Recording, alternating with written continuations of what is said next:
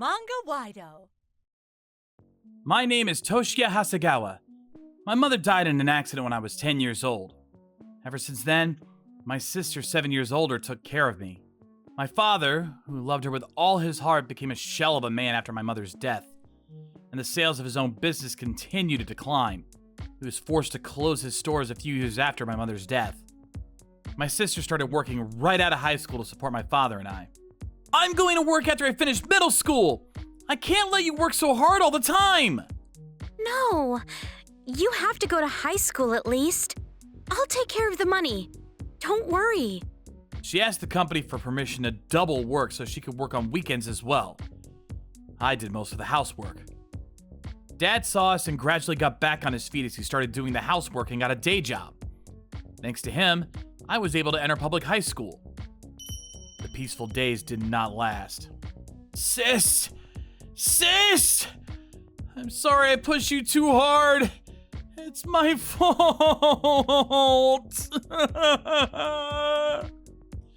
She passed just as I got a job after graduating high school. It was from an illness. My father, who felt responsible for my sister's death, was also exhausted and died of a cardiac arrest. I was left completely alone by my teens. I don't want to live any longer. I'll live with my family in the afterlife. There were times I thought that way, but my sister bought all of this for me. When I look at the new suit, shoes, and ties my sister bought me, tears welled up in my eyes. I have to live for my sister!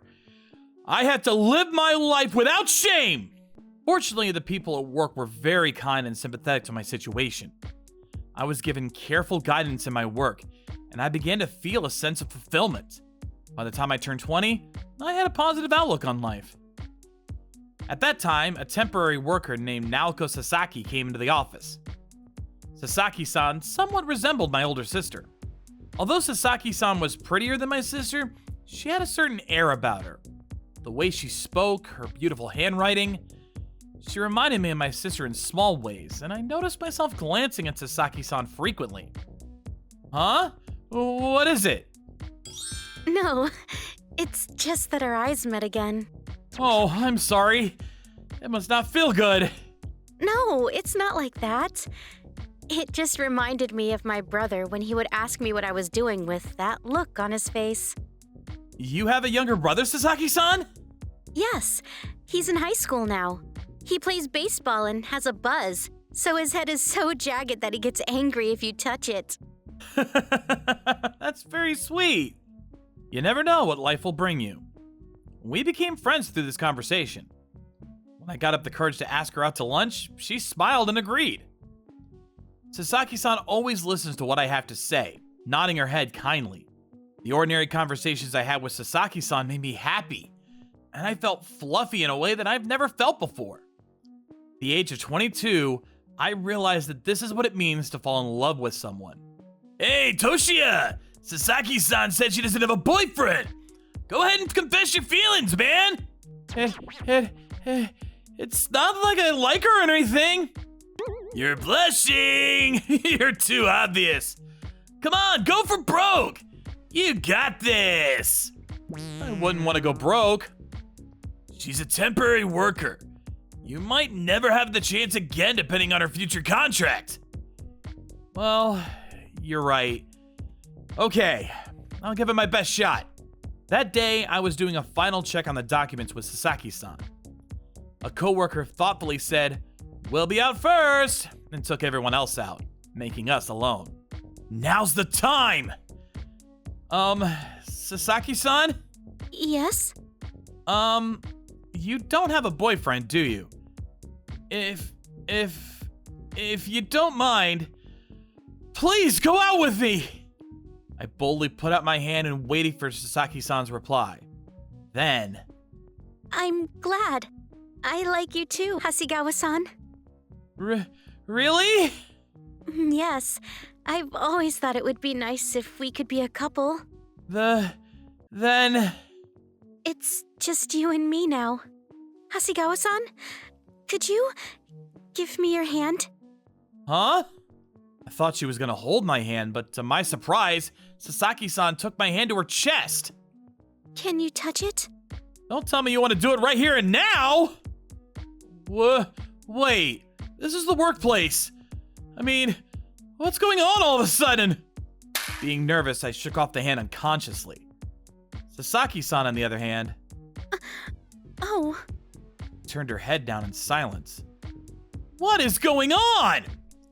I mean, what was that just now? Is she a promiscuous woman who was pretending to be pure and innocent? My heart was pounding. And then, we're about to close up. If you finish your work, please head out. We both jumped in surprise. We eventually left the office in silence after that. Well then, thank you. and we parted awkwardly. After that, I couldn't ask her what that was all about, and we continued to have an awkward relationship. My colleague, who led everyone out that time, pried around asking me things like, "It didn't go well?" Other employees noticed our awkwardness and looked at us curiously from behind our backs as well. I'm pretty sure she gave me the okay when I confessed my feelings to her, but what was that afterwards? Although it's true that there are women who want to have sex as soon as you agree to go out, I didn't realize Sasaki-san was that type of woman. Despite my misgivings, I couldn't bring myself to dislike Sasaki-san, because usually when she's at work, she's pretty, kind to everyone, and overall a very wonderful woman. As I was staring at Sasaki-san and gave out a sigh, my colleague smirked. "Take care of this for me," and handed me a cardboard box. "Take it to the warehouse, and while you're at it, check the supplies as well. Hey, Sasaki-san, will you go with Hasagawa and help?" "Wait, hey!" It's fine. You better confess this time." So awkward. While we were working alone together in the warehouse, I glanced at Sasaki-san, who was looking down awkwardly, just like me. I heard that Sasaki-san renewed her contract, so we have to work together for at least another 6 months. I don't think I'll be able to handle this awkwardness. Then I made up my mind and spoke to her. About the other day." Sasaki-san looked at me startled, and then the next moment... "What? Wait, why are you crying? Oh no, don't cry! I'll apologize if I did something wrong." No, it's just... I did that the other day because I was so nervous, and I'm really sorry for that. I thought you weren't gonna talk to me anymore. I was speechless when Sasaki-san told me. I have breast cancer and had my breast removed. Because of that, I was dumped by an ex-boyfriend a long time ago. When I confessed my feelings, Sasaki-san's mind flashed back to the memory of when she was dumped by her ex-boyfriend. She panicked and put my hands on her chest as she tried to ask me if I was okay with a woman like this. I'm really sorry I surprised you. I was so happy that you confessed to me. As she apologized repeatedly, I was reminded of a certain woman. It was my older sister who died of the disease at a young age. She too had breast cancer, just like Sasaki-san. That time, I couldn't do anything. I couldn't say a single thoughtful word to my sister who was in pain and suffering. If I'm going out with Sasaki-san, does that mean I had to go through that same feeling again? No. This time,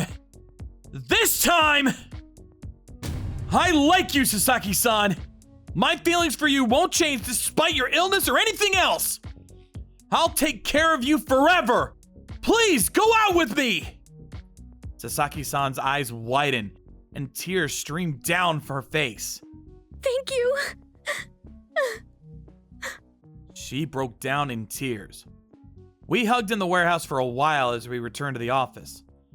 My colleagues were clapping for us, and they even took turns shaking my hand. I was embarrassed, but at the same time, I was truly happy to be working in such a nice environment. After that, we continued to date, and 2 years later, I proposed to her. At this point, I mentioned my sister again. I know I've compared you to my sister before, but the feeling I have for you is definitely love, and I only have these feelings for you. Sasaki-san was a little surprised.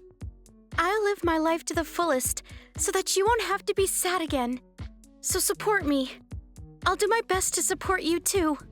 With that, she agreed to my proposal. Sasaki-san, Naoko's cancer had spread after that and she was hospitalized by her 40s. I was very impatient, just like with my sister, and I was angry. Why Naoko? But I swore to support her until the end. We both battled with the disease, and she entered the palliative care ward. Naoko passed away when she was a little over 50 years old. Near the end, she was able to see our daughter wearing a kimono for her coming-of-age ceremony, and she looked very peaceful and happy. Thank you. I'm so happy I got to spend time with you, Naoko. Me too. Thank you. I love you forever and ever. All the days I spent with you are my treasures. Beautiful day. It looks like Mom is smiling. Yeah, I know. I'm sure she's watching over us. I saw you smile in the sky.